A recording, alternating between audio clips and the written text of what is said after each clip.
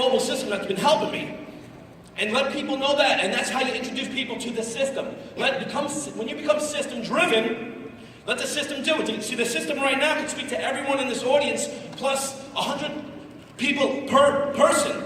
You want to increase that rate of exposure. So utilizing these webinars is going to be absolutely essential. Now, we're using the webinars in addition to, not in lieu of. We're still going to do our $5 meetings, our hotel meetings, our home meetings, the conference calls, all the events. Become system-driven. System's always going to be the books, the audios, the events, the webinars, and the meetings, and these events.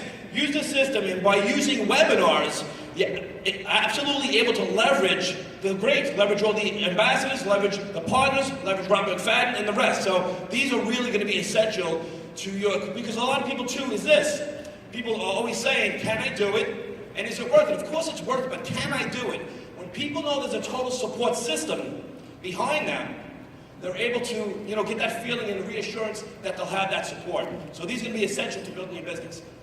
So you talked about support system. Yes. The cool thing about this is it's every 3 hours, right? So if I'm meeting someone at Starbucks, $5. $5. And I'm new, plus. Yes. And I'm new and I, don't quite know how to talk about Veridian. Right. And there's a webinar coming. Then how do I get someone to join me on that? Tell me what that looks like. Well, I like the invite. You can do it right from your phone. I like to let people know I have a mobile-based business. Do you have a cell phone? Everyone has a cell phone, so ask people these questions. Ask people the questions that they know you're going to say, they're definitely going to say yes to. So if you're meeting someone at $5 or a home meeting, say, you know what? Rather than me explain this system, let the system explain the system. It does it perfectly every single time. So you can watch it with the person. This way, they're guaranteed to, in fact, watch it if you're watching it together. But another thing, too, is you want to make sure that you're inviting in the masses to these webinars. Awesome. All right, so what not to do? Tell us if there are fatal mistakes around a webinar, what are those things not to do so that you set yourself up for success? Yeah, there's a few thousand things not to do. One is push market, the proverbial Facebook vomit.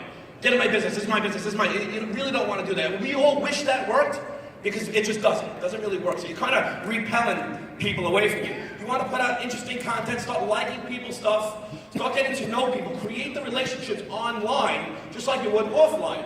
And then have those invites. Too many people are saying, well, you'll inbox people. Hey, how's it going? How's everything? Link. Your job looks like it really sucks. Link. You don't want to de-identify jobs. You don't want to put out the fact that 40-40, we know it sucks, but you don't have to put that out to everybody. So you want to create relationships prior.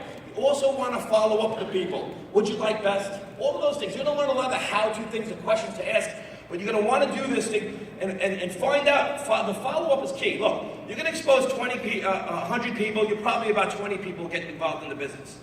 Too many people get hung up, and the prospects talking the same 10 people, 20 people over and over and over and over again. You've got to expand your list. You've got to keep building this. A good network marketer knows how to meet new people.